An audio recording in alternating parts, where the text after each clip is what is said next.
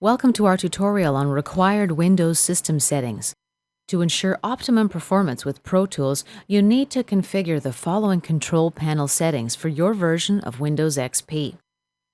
Disable hyperthreading in Pentium 4. Enable DMA for any IDE hard drives. DMA stands for Direct Memory Access. IDE stands for Intelligent Drive Electronics. Disable System Standby. Disable Clear Type Font Smoothing. Disable Data Execution Prevention. And then, of course, you need to restart your computer. In the next few minutes, we're going to take you through how to do these one by one. Let's talk about hyperthreading. This is a technology that debuted with the Pentium 4 architecture. It's supposed to improve your processor speed, but in Pro Tools, it kind of slows it down because it won't let Pro Tools have system resources for processing. So basically, if you don't disable this, you might end up crashing your machine. You've got to do this in your system's BIOS. So we won't film that here, but generally you can enter your computer's BIOS by hitting the delete key while it's starting up. You won't have much time, so pay careful attention during startup. And of course, check out your computer's documentation and follow the prompts on your screen for help. Now let's talk about enabling direct memory access for your integrated drive electronics, like your hard drive or your CD-ROM.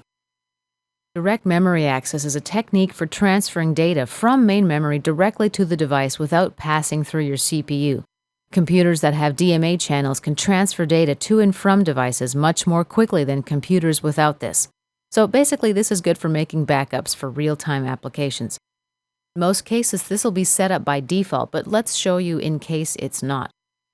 Choose Start, Control Panel. If you're in Category View, you may want to display in Classic View. This is a little bit easier for navigation. Double-click on System. Click the Hardware tab. Click Device Manager. In the Device Manager window, expand the IDE ATA controllers. Now double-click the primary IDE channel. That's your hard drive. Click Advanced Settings. For each device, set the transfer mode to DMA if available. And click OK when you're done. As you can see, they already are here. Click OK. Let's do the secondary IDE channel as well. And you can repeat for any other IDE channels you have listed here. OK when you're done. In most cases, this will already be set correctly. Now let's talk about how to disable System Standby and Power Management. When you're using Pro Tools, the standby power settings need to be set to always on. This helps prevent long record or playback passes from stopping due to system resources powering down. Also, with your iLock-in, when your computer goes to standby, you may have trouble waking it up. It's a pain in the butt. Same thing if your computer goes to standby with Pro Tools open and your external audio or MIDI device is plugged into it. This tends to crash my computer. We make these changes from the control panel as well. Double-click on Power Options. Select Power Schemes. From the Power Schemes drop-down menu, select Always On. Click OK. This sets System Standby, System Hibernate, and turn off hard disks automatically to Never. Next topic we're going to talk about is how to disable Clear Type Font Smoothing. Clear Type Font Smoothing uses additional resources that you want to have dedicated to Pro Tools. So while it may improve your display, it just might slow down your computer. If you're operating from a laptop or if you've only got one hard drive, you want Pro Tools to have all the juice it can. Okay, we disable Clear Type Font Smoothing from the control panel also. Choose the Display option and select the Appearance tab. Click Effects. Now deselect Use the following methods to smooth edges of screen fonts. Click OK to save your settings, and close the Effects dialog window and the Properties dialog window.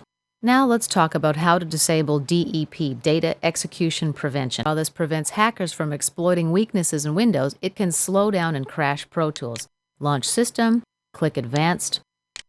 From the Startup and Recovery section, click Settings. Now click on the down arrow in the default operating system pop-up menu and note if the No Execute line says Always Off at the end. If so, then data prevention is disabled and there's nothing for you to do. You would just click OK and exit this window. If it does say Opt In, you're going to need to edit this, so click on the Edit button. A text or INI file opens. You need to scroll out to the end of this. Let's just manipulate this interface here. If this says Opt In at the end, you need to change it to Always Off. Just type it in.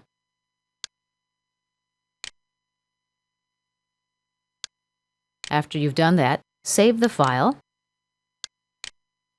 and choose Exit. Now, click OK, and OK here also. When you've implemented all of these required Windows settings, then you need to reboot your computer. And this concludes our tutorial on required Windows system settings.